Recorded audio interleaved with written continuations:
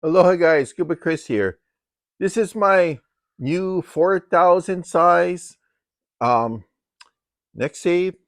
I just got this, literally just got it in the mail, and I've been looking forward to this. I know I'm gonna like it because I had the 3,000, which is, where is it? Oh, here. I already have my 3,000 here. So, and I love the 3,000. It's just that I want to go bigger. So this is the 4. And I don't have that much money, so I went and bought this from Shimano in the US, and I like it, but I'm gonna know eventually I gotta move up to the 5. So instead of buying the 5 after this, I'm gonna be cheap, and I went and bought a spool, and you gotta get the drag knob for it.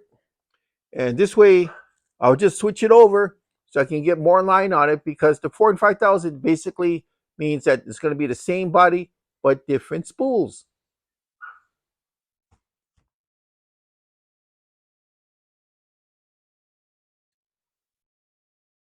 So I can see it. This is the 5. This is the 4. See that?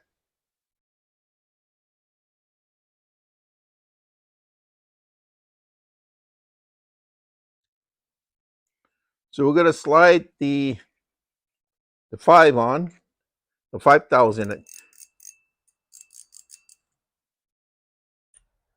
We're putting the spool of the 5,000 on the body of the 4,000. There you go. I now have a 5,000 reel. I won't mention the price, but it's extremely cheap to do what I just did. So if you already have the 4, and some days you want to go out and you want to have a little bit more lineage, or you're going to go with a heavier line just for that day, this might be a good option for you. All right. Thank you. So I just got to spooling my 4,000 Nexave.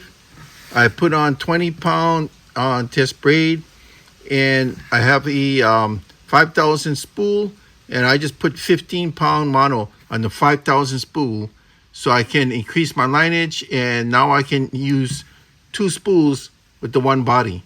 Thank you.